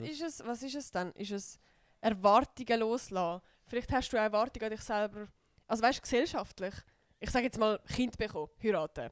So, wenn das alles würdest loslassen, alle Erwartungen. Gut, du bist eben so ein Mensch, der Eben, so... ich habe das Gefühl, du bist recht- aber wir beide nicht, komm schon. Ich glaube, wir machen Ja. beide mega viel aus Eigenüberzeugung und Ja. eigen... Ich glaube, wenig von dem, was wir machen, ist wirklich kommt von anderen Leuten. Also ich glaube nicht mal Ja. das, was du suchst, eben mit der, was du vorhin gesagt hast, mit der Validation und so, Ja. kommt ja auch nicht. Das ist eigentlich etwas anderes, weißt du? Mhm. Ja, okay. Gibt es etwas, das du bereust, aber gleichzeitig dankbar bist, dass es passiert ist? Vielleicht viele Sachen von Beziehungen früher. Ja. Und wenn du jetzt halt darüber nachdenkst, logisch hätte ich es besser gemacht, aber gleichzeitig habe ich das Beste. Also weißt du, ich habe das Beste Mhm. gegeben, ich habe alles probiert. Aber eben, das sind so ein bisschen Sachen, die du nicht wirklich bereust, weil du hast nicht in dem Sinne etwas falsch gemacht, aus deiner Sicht. Ja, klar. Aber wo halt objektiv vielleicht falsch gewesen sind. Mhm. Oh Gott, ich finde das so schwierig. Was ich weiß nicht, ob ich etwas wirklich so aktiv in meinem Leben so bereut habe. Weil, also klar, hast du in gewissen Momenten hast du sicher mal Sachen bereut. So, aber ich habe, glaube aus ganz Filmen auch können lernen. Also ja, okay, das heisst eigentlich, dass ich gleichzeitig dankbar bin. Also ich habe sicher auch ein paar Momente gehabt, wo ich eine scheiß Kollegin war, wo ich Sachen, also wie, ich habe das Gefühl, ich habe früher noch viel weniger klarer können kommunizieren. So, ich habe sehr in Emotionen gehandelt, ich habe sehr viel Rücksicht auf mich selber genommen und weniger auf andere. So gerade was jetzt irgendwie, weiß doch nicht, so, zum Beispiel wenn ich mit jemandem früher gestritten habe, dann habe ich irgendwie viel mehr den Punkt machen von was mein Punkt ist und dass sich die andere Person bei mir entschuldigt. Und ich habe, glaube weniger können so empathisch handeln und mal überlegen, hey, wie geht es vielleicht der anderen Person. Mhm. Und ich würde sagen, das ist etwas, was ich so ein bisschen bereue. Und durch das, dass ich so bin, also ja, nicht durch das, aber ja gut, ich bin nicht dankbar für das, ich weiß doch auch nicht, aber ich bin dankbar, dass ich auch ein bisschen daraus lernen Ja. und können weiterkommen. Ich finde bereuen auch immer so ein bisschen ein schwieriges Wort. Ja. Weil zum Beispiel bereuen, wenn ich jetzt zum Beispiel ich habe den Sack heute vergessen. Ich habe ja nicht Der aktiv Sack. die Entscheidung getroffen. Ja. Also weißt, bereue ich das? Oder Bist ist das... dankbar im Nachhinein. Ja, also das eh nicht. Aber weißt du, so im Sinne von, tust du etwas nur bereuen, wenn du wirklich eine aktiv, wie maliziöse Entscheidung triffst und du etwas aktiv bösartig tust, ist nur dann etwas bereuen? Weil eben zum Beispiel von dem, was ich jetzt geredet habe, von diesen Beziehungen, ich habe mir ja Mühe gegeben, ich habe ja alles probiert, weißt du, aber Ja, voll. checkst, irgendwie ist es nicht so das gleiche bereuen, es ist nicht so bereuen. Ja. Und ich glaube, ich bin auch ein mega Mensch, der so meant to be denkt und so ein bisschen schicksalmäßig. Ja. Und ich denke halt mega so, wenn es so gekommen ist, dann hätte es so sollen kommen. Dann gibt es bereuen eigentlich fast gar nicht. Eigentlich in nicht. In dem Weltbild, ja voll. Irgendwie in dem Sinn, ja, voll. Also, machen wir weiter. 14. Ja, jetzt mal Speedrun, hä? Ja, Mann. Wann hattest du das Gefühl, dass du dich selbst... Was? Wann hattest du das Gefühl, du hast dich selbst enttäuscht? Alter, das sind so Fragen. Ich weiss, ich müsste so richtig lange überlegen, um so eine Antwort zu finden, die gerecht knackige ist. Antwort finden, ja. Ja.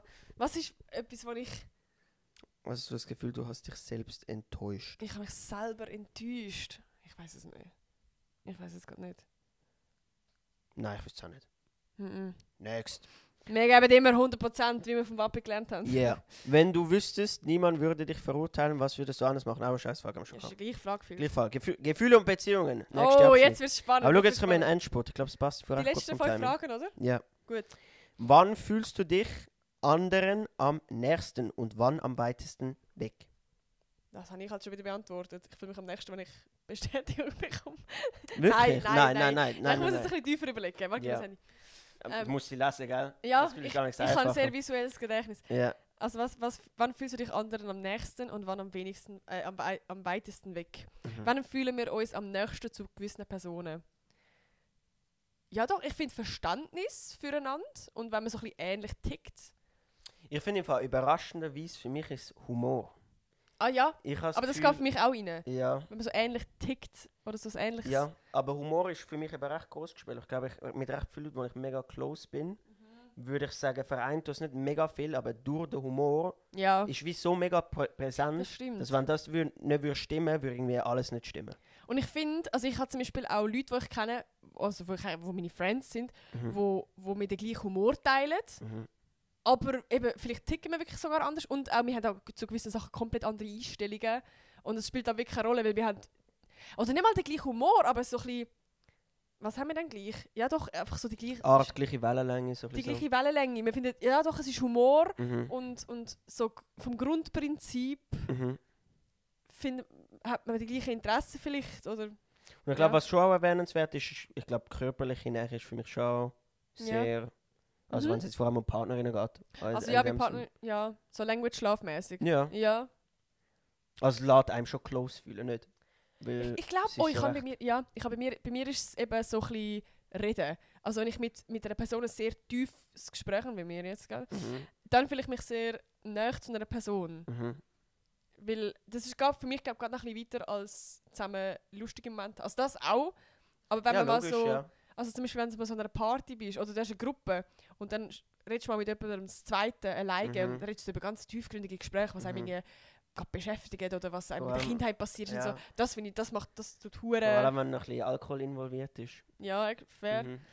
Und wann am weitesten weg? Stimmt, das habe ich jetzt gerade ausblendet ein bisschen. Ja, wenn man sich anderen am weitesten wegfühlt. Ey, im Fall auch Humor, nicht? Ja, doch, Also, das wenn ist es das einfach Erste, nicht... was kommt. Wenn Wenn es es echt nicht Wellenlänge ist. klickt, wenn es echt nicht klickt, Ja, dann... und du bist auf einem Smalltalk und du bist einfach so, ach, irgendwie... Und es gibt Das für ist mich es auch nicht. recht so einzelne Sachen, wo ich mega fest allergisch drauf bin. Ich, jetzt einfach, ja, ich denke an ein Beispiel, aber wenn, ich würde mega nicht gerne von etwas, zum Beispiel so vom Glauben überzeugt. So, das bin ich mega allergisch drauf. Mhm. Und wenn ich wie nicht verstanden wird, aber das ist auch etwas anderes, was wir gesagt haben, aber Mhm. wenn ich mich nicht verstanden will, dann kann ich irgendwie, Ja. oder wenn die andere Person mich nicht probiert überhaupt zu verstehen, weißt Mhm. du, geht auch nicht für mich so. Ja, und das kommt eigentlich auch schon wieder in die Wellenlänge rein. Ja, Also nicht Ja. auf der same page einfach. ja, voll. Irgendwie. Ja, wie gehst du mit Angst um, wenn sie plötzlich da ist? Oh mein Gott, vor allem welche Angst? Ich finde, das ist so unterschiedlich. Also wie, es gibt ganz viele verschiedene Arten von Angst. Ja, wir können so vielleicht die Frage ein bisschen leiten. Im Ja. Sinne von vielleicht Anxiety oder so ein bisschen soziale Angst, Ja. was bei mir jetzt nicht zu oft vorkommt. Mhm. Aber Bei also mir ich glaube, ich schon. habe sicher... Ja, vielleicht willst du zuerst. Nein, ich kann es nicht. Also wie gehe ich damit um? Ja, manchmal auch nicht so, wie man es sollte. Also, keine Ahnung, manchmal bin ich schon so, und also geht jetzt bei soziale Angst ist jetzt übertrieben, ich habe nicht mega soziale Angst, aber ich bin manchmal ein bisschen socially awkward, wenn ich so sozial handle. Und also manchmal schaffe ich es, manchmal schaffe ich es nicht. Und manchmal bin ich eben, dass ich mich so dazu zwinge und bin so, okay, du gehst jetzt in die Party und du sagst allen Menschen Hoi. Und manchmal bin ich eben auch so jemand, wo du bist, okay, ich bin jetzt am Bahnhof und ich sehe zwar, dass die Person dort steht, die man so halb kennt, aber ich habe jetzt keine Lust, zu der gehen. Ich tue jetzt so richtig aktiv schauen, dass die mich nicht sieht. Und ich, ja, checkst Ja, ja, so ähnlich das. ja. Aber- Ich habe jetzt, ich glaube, meine einzige Antwort, die ich hätte, weil ich glaube, ich habe nicht so viel soziale Angst, aber ich habe sicher auch teilweise ein bisschen wie sagen wir Anxiety auf Deutsch? Ja, Also, Angst. Schon Angst. Ja. Wo ich wie dann Unsicherheit. Nein, nicht Unsicherheit.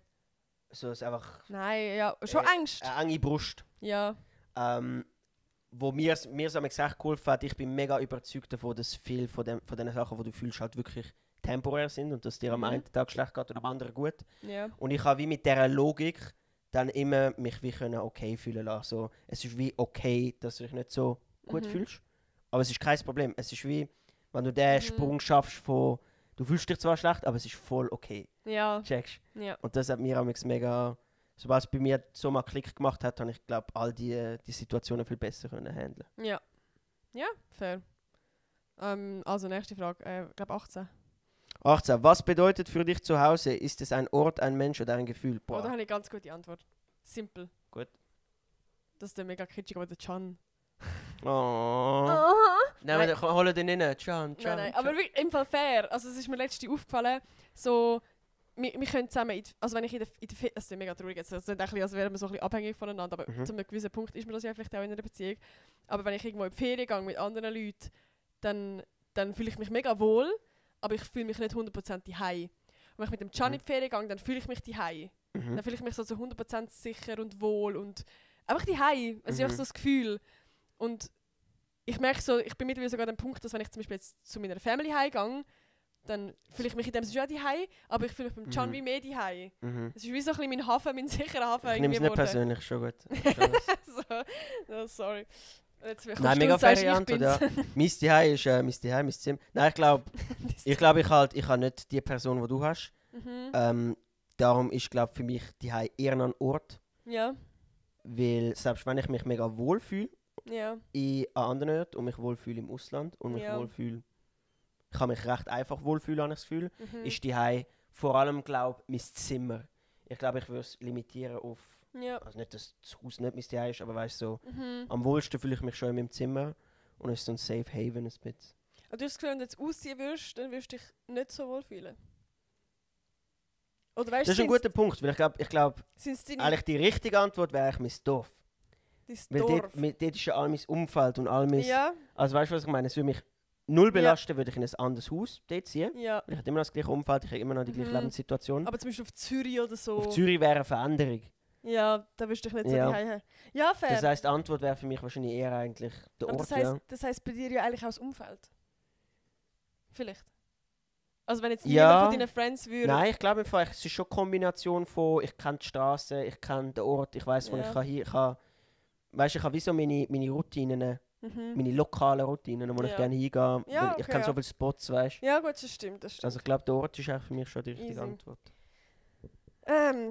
Jetzt haben wir noch 2 Fragen. Gibt es einen Moment, den du nie vergessen wirst, weil er dich innerlich verändert hat? Oh mein Gott. Nein. Ich habe das Gefühl, es gibt viele Leute, die jetzt so die Antwort hätten, weißt du, so etwas mega Präsentes in ihrem Ja. Leben, was so ein Turning Point war. Aber ich glaube, ich habe das nie wirklich erlebt. So ein Moment. Also bezieht sich, ich muss auch wieder. Doch, es ist schon auf einen Moment. Ich habe jetzt bei dir gerade überlegt, irgendwie etwas mit dem Unfall damals. Hast du das nicht ein Moment eigentlich auch? Und du hast ja selber gar nicht so viel mitbekommen. Und vor allem ist es nicht eine Veränderung gewesen. Es hat sich nicht verändert. Ich bin auch immer noch genau Ist der sich gewesen, verändert weißt du. So. Ein Moment, den du nie vergessen wirst, weil er Weil er dich innerlich verändert aha, hat. weil er dich, wo ich nie vergessen wird. Ja, kannst du zu mir sagen Mobbing, aber also, Ja, aber es ist jetzt auch nicht ein Moment. nein. Boah, ich finde es eigentlich eine geile Frage, aber ich habe gerade wie nicht so die Antwort drauf. Ich habe wirklich keine gute Antwort drauf, glaube ich. Ja, sonst machen wir die letzte. Machen die letzte Frage. Sind wir ready? Wollen Aber wir's die wieder müssen wir ein jetzt so bisschen hypen? beantworten, sonst ist scheiße. Ja, logisch. Wenn du in 10 Jahren auf heute zurückblickst, was hoffst du, wirst du verstanden haben? Oh, das ist aber auch Nein, ich schwierig. finde das eine schwierige Frage, aber es Ja. ist eine gute Abschlussfrage, weißt du? Ja. Weil in 10 Jahren machen wir nochmal einen Podcast. Ja. Wenn wir uns wieder sehen, das ist das nächste Mal, wo wir uns sehen. 2035. Aber es ist wahrscheinlich das nächste Mal, wo wir uns sehen bei unserem Termin, Wirklich. bei unserem Kalender. Ja. Ich habe die Frage wieder vergessen. Super ein Laber, ich bin noch am Lieren. Wenn du in 10 Jahren auf heute zurückblickst, was hoffst du, wirst du verstanden haben? Dass es, Ey, ich glaube, ich bin dass es von... deine Schuld war, dass du den Sack vergessen hast. Ja, das hoffe ich, dass ich das eigentlich, wenn ich da rauslaufe, verstanden habe. Aber ich glaube, ich bin nicht so ein Gerätsel, weißt du? Ich bin nicht so am Puzzeln jeden Tag und so Ja. etwas probieren. Ich habe das Gefühl, wir sind beide selbstreflektierte Personen und probieren eigentlich Probleme an. Vor allem, ich finde es so lösen. schwierig, weil wenn ich ja jetzt etwas sage, dann habe ich es ja gleich schon verstanden. Oder nicht? Von Weil das Art müsste schon, ja ja. etwas sein, was ich jetzt noch nicht verstanden habe. Obwohl, ich glaube, es ist sicher auch, wir wissen, wie formuliere ich das, es gibt viel, wo Oder wir vielleicht gar noch das nicht Problem wissen, von jetzt. dass wir es nicht verstehen. Ja. Also weißt du zum Beispiel, wie ist es, ein Kind zu haben, wie ist es, Ach eine so. Tochter auf die Welt zu bringen und nachher so das Leben zu leben. Also weißt, du, es gibt viele Sachen, wo wir gar noch nicht wirklich Möglichkeit haben, um das nicht zu verstehen. Aber wenn du in 10 Jahren auf heute zurückblickst. Ja, dann müsste ich eigentlich auf etwas von heute beziehen. hä? auf die Sache. Scheiß Frage. Müsste ich so fragen, gib mir eine gute letzte Frage zum Abschluss. Nein, komm jetzt. Was hoffe ich, wirst du verstanden haben? Ich bin jetzt noch gerade irgendwie bei mir am Überlegen, vielleicht irgendwas mit Stress. Vielleicht will ich dann verstanden haben, dass es alles einen Sinn hat, warum ich den Stress jetzt durchmache und das Studium beende. Weil ich bin gerade schon so ein bisschen am Punkt von, weil ich mache das Studium ja, also es ist geil und ich finde es nice und es ist geil, dass ich das machen kann, Mhm. aber ich mache es ja wieder wegen dem Fackel. Ja. Also wie, ich bin jetzt schon nicht am Punkt, wo ich so bin, ich will es abbrechen, weil es ist ja scheißegal, der Fackel. Mhm. Aber es ist jetzt wie auch nicht so der Main Point, wieso ich das mache. Ich will jetzt einfach noch durchziehen. Aber ich bin jetzt auch so am Punkt von, Alter, ich mag nicht mehr, es ist so viel. Ja. Vielleicht die einzige Antwort, die ich hätte, ist, ich frage mich amigs, ob ich meine Zeit richtig einteile oder ob Oh, so, ja. ob ich wirklich alles geniesse. Weil ich habe das Gefühl, in Mhm. unserem Zeitalter wird immer gesagt, oder du hörst doch immer auf dem Internet so, ältere Leute bereuen, dass sie das und das nicht mehr genossen haben und dass sie das Mhm. und das nicht mehr genossen haben. Und ich probiere Zeug aktiv geniessen. Ja, Ich probiere das, weißt du. ja. Also frage ich mich wie, aber trotzdem so, ist das richtig? Mhm. Oder ich gehe jetzt reisen, weißt du, lohnt sich das oder ist das Ja. die richtige Entscheidung? Ja. Ja, Ist das eine coole letzte Frage? gewesen? ja hat's Das ist verkackt, okay. ja. Wir können ja in der nächsten Podcast-Folge eine coole Frage beantworten. Nein, ich glaube insgesamt haben wir Was das ist jetzt recht gerockt. Ich habe auch viel über dich jetzt erfahren. Das ist, also ich muss sagen, ich habe es sehr spannend gefunden. Hast du spannend gefunden? Gut, ich hoffe, die Zuschauer und Zuschauer haben es spannend gefunden. Es ist Ja. halt, bin mir jetzt, es ist recht kunterbunt. Ich könnte auch Das alle erste Fragen, Mal. es ist jetzt ein bisschen blöd, das am Schluss sagen, aber ich kann auch alle Fragen gerne selber in den Kommentaren beantworten. Einfach mit 1 oder 2. Nein, nicht sie können dazu ja, sagen. sie können ja die Zahl von der Frage können sie reinschreiben, so 18. Ja, Und dann könnt ihr 18. antworten. Ja, stimmt. Ja, und es würde uns auch interessieren. Also wenn sie jetzt die Podcast-Folge weniger Kommentare hat als die letzte, dann bin ich schon ein bisschen enttäuscht. Und machen nie mehr eine. Wir machen nie ausser mehr die Podcast-Folge. Also darum erwarten wir eigentlich ganz viele gebrochene Herzen im Chat, Mhm. damit wir nachher wieder einen Und Podcast Eises und machen. Zweis. Ja, Für 3 und 4. Antworten, die ich gar nicht mehr wüsste, für was sie sind. Ja. Aber ja, schön warst du hier. Ich glaube, das war eine hure lange Podcast-Folge. Wirklich? Ich Ja, merke ja. das im Farmix gar nicht, wenn es im Gespräch Weil ich ist. habe langsam habe ich so ein bisschen das Gespür dafür. Ich Vergeht würde einfach. sagen, wo ich schätze jetzt, ich habe keine Ahnung gerade. Ich Mhm. sage, es geht 1 Stunde und 5 Minuten. Das können jetzt, da kannst du auch wieder etwas Interaktives machen. Die Zuschauer und Zuschauer können jetzt auch eigentlich schätzen, wie lange sie schon hören. Ja, sie wissen es ja. Ja, aber du schaust ja nicht auf dein Handy, während du hörst, oder? Aha, ja dann schätzt mal ihr. Schaut No, nach kein Beschissen. und schreibt in die Kommentare, was ihr denkt, wie Ja. lange. Und auch wenn ihr es jetzt schon gesehen habt, bevor ihr kommentiert, die kommentieren das gleich. Ja. Ich will schauen, Ja. ob ihr wisst es noch seht. Also was sagst du? Ich habe null Plan, ich finde das so schlecht. Jetzt 1 und sagen wir 55 Minuten. Echt? Okay, ja. Du, vielleicht schneidest es ja noch, wir werden sein. Nein. Also Nee. gut. Ja, ich würde Ist sagen... das wär wahrscheinlich lang für eine Podcast-Folge. Ja. Schon. Also ich mache sonst so 50 Minuten. Okay. Ach ja. Vielleicht ist es sogar 1 Stunde 10 Minuten. Ich weiß nicht. Also gleich. Mhm. Was muss man am Schluss sagen? Wir freuen uns aufs nächste Mal. Danke vielmals, dass ihr zugelassen habt. Geben eine 5-Sterne-Bewertung im Podcast. Macht man das immer noch? Ja, Mann, das ist wichtig. Macht das? Das ist ganz wichtig. Und schreibt einen Kommentar. Schreibt ganz viele Kommentare. So viele könnt bis eure Yes. Finger weh machen. Und folgt den Nati ja, auf folgen wir TikTok, auf folgt auf Spotify. Insta. Auf Spotify. Ja. Ja, supportet einfach mal. Geht mal im Sedi seinem öffentlichen Instagram-Account rein folgen. Ja, gehen wir vor. Jetzt noch 50'000 Jährige. Und könnt Ja. bitte in, weißt du, im Stadelhof im Mikro mal einfach besuchen am Morgen. Ja. Das wäre jetzt noch lustig, wenn nachher wirklich so. Bro, das wäre so funny. Hey, ich habe Weil einen es- Podcast Er gehört. ist vor allem recht bescheiden damals dort oben. Am Morgen hat es nicht so viele Leute, die im Migros-Restaurant essen gehen. Willst du noch Zeit droppen? Nein, kannst du Zeit ein Fan droppen und so. treffen. Nein, da machen wir jetzt Rätsel drauf. Das können die Leute jetzt. Da gibt es Leute, die so den ganzen Morgen dort warten auf so, dich. ab mich anfangen zu campen und ich maskieren. Also wir müssen langsam aufhören, wir sind müde. Aber Ja, ja. es war toll. Wir hören uns Schönen nächste Abend. Woche wieder. Tschüss.